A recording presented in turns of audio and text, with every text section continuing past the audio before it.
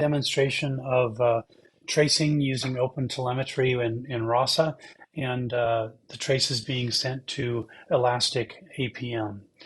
So I have the Elastic APM running locally on my laptop, and to configure Rasa to do tracing, you can Google Rasa tracing to find the tracing page.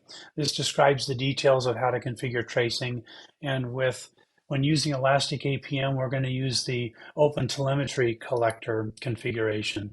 So this documents some of the configuration options which you put in your Rasa endpoints.yaml. So for this demo, let's look at my example Rasa chatbot. This is a simple chatbot, and what I've done is added this configuration to enable tracing on the chatbot. I'm again using the OpenTelemetry type of trace. I'm sending it to the Elastic APM that's running locally. Elastic APM uses port 8200 as the default, and it's running localhost insecure on my local system. To do this, you need to be using Rasa Pro or Rasa Plus to be able to get the tracing feature. So this feature does not work under open source. So I'm going to go ahead and start up this example bot.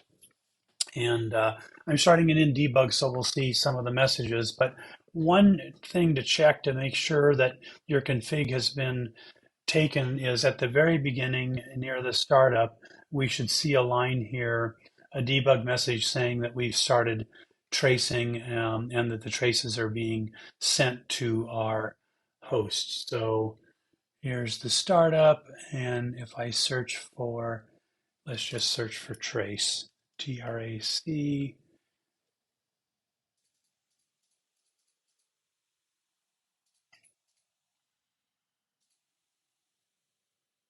And here we see the message.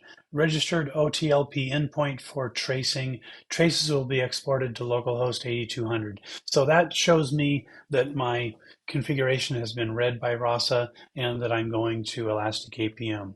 So now let's go ahead and let's just ask this bot a question. And this one gives jokes. I'm going to say run a corny joke. And it uses the action server to look up a joke. Now let's go back and look at, we should have a trace and see what happened in the breakdown of that transaction doing a lookup. So we go here and bring up APM. I see we have some Rasa traces here. I'm going to click on traces, and I have traces, both training, which I did earlier, so I can break down how long did it take to train the model and which were the components. And most recently, I just asked for a joke. And if I go here, I can see, okay, here's a breakdown of the most recent transaction. I have two transactions here.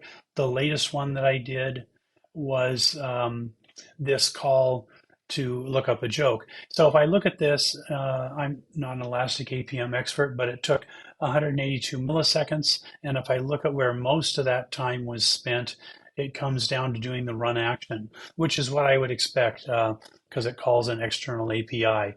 And we can look in here and see specific data. This was the action that was run, for instance, my ECS version, the host name that it was run on. So there's additional metadata about the call that was made. So that's my basic breakdown. I can look back. Let's go back and look at the trace related to training. So it's similar. I did a recent train of the model, and I can see a breakdown of all the different components that were called in the train. That one was pretty quick, but normally my last train actually had was able to train without using a cache. So that's why this was very quick. But anyway, that's it in a nutshell.